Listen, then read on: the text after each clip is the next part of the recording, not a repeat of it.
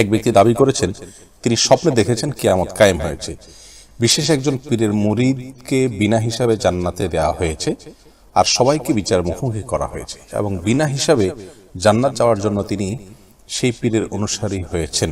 প্রশ্ন হলো, স্বপ্নের মাধ্যমে কারো হক বা না হক হওয়ার সিদ্ধান্ত নেওয়া যায় কিনা, কিংবা কারো মুরিদ হলেই বিনা হিসাবে জান্নাতে পাওয়া যাবে, এই বিশ্বাস বা কতটুকু যৌক্তিক?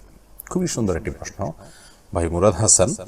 প্রথম কথা হলো যে কেউ স্বপ্নে যদি দেখেন যে অমুকের আল্লাহ তাআলা বিনা হিসাবে জান্নাতে নিয়েছেন, তাহলে সত্যি আল্লাহ তাকে বিনা হিসাবে জান্নাতে নিবেন এমনটি মনে করবার কোনো কারণ থাকতে পারে না, কারণ হাদিস এরকম কোনো নির্দেশনা আমাদেরকে দেয় না।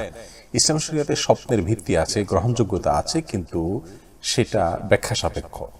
অর্থাৎ স্বপ্নের মাধ্যমে আমরা কোনো নির্দেশনা পেতে পারি, কিন্তু আখিরাতের কোনো বিষয়ে স্বপ্নের মাধ্যমে আমরা সিদ্ধান্তে উপনীত হওয়ার কোনো সুযোগ নেই।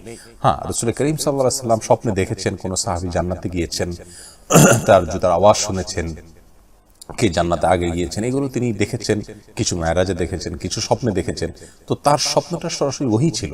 নবীদের স্বপ্ন সরাসরি ওহী হয়ে থাকে বিধায় আমাদের সাধারণ মানুষের স্বপ্ন এটাকে নবীদের স্বপ্নের সাথে তুলনা করলে চলবে না। বিধায় আমরা কেউ যদি স্বপ্নে দেখি যে অমুক পীরের অনুসারীদেরকে বিনা হিসাবে আল্লাহ তাআলা জান্নাতে দিয়েছেন, তো সত্যি সেই পীরের অনুসারীদেরকে বিনা হিসাবে জান্নাতে দিবেন এটি মনে করার কোনো কারণ থাকতে পারে না।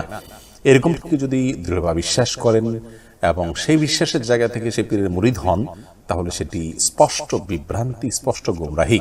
মনে রাখা উচিত, বিনা হিসাবে জান্নাত থেকে যাবে না যাবে, আখিরাতে কি হবে না হবে, এগুলো জানার একমাত্র সোর্স হলো ওয়াহী, কোরআন এবং হাদিস। আল্লাহ তাআলা তার রাসূল সাল্লাল্লাহু আলাইহি ওয়াসাল্লামকে জানিয়েছেন, তিনি আমাদেরকে জানিয়েছেন। এছাড়া আর আখিরাতে কি হবে না হবে সে বিষয়ে আমরা নিজেরা জানার কোনো সুযোগ নেই। স্বপ্নের মাধ্যমে এগুলো জানার তো কোনো সুযোগ থাকতেই পারে না। স্বপ্নে অনেক খারাপ মানুষকে অনেক ভালো দেখা যায়, অনেক ভালো মানুষকে অনেক খারাপ দেখা যায়।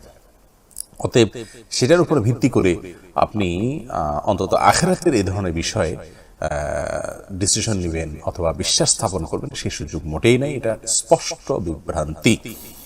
অতএব এটার ভিত্তিতে কে ভালো কে মন্দ, কে বিনা হিসাবে জান্নাতে যাবেন, কে হিসাবের মুখোমুখি হবেন, এটি মনে করার কোনো কারণ নেই। আর যিনি স্বপ্নে দেখেছেন বলে বলেছেন, তিনি তার বক্তব্য অনুযায়ী বোঝা যাচ্ছে যে তিনি দেখেছেন ওই নির্দিষ্ট পীরের মুরিদ ছাড়া বাকি সবাই হিসাবের মুখোমুখি হচ্ছে। সুবহানাল্লাহ। তার মানে কোন নবীর উম্মতের জন্য এটা নয়, একজন পীরের মুরিদের জন্য এটা। তার মানে কি পীরের মুরিদকে নবীর উম্মতের চাইতে বা পীরকে নবীর চাইতে আপনার বড় মনে করা হচ্ছে? অথচ আম্বিয়া আলাইহিস সালাতু ওয়াস সালাম তাদের অনুসারী তো আমরা সবাই।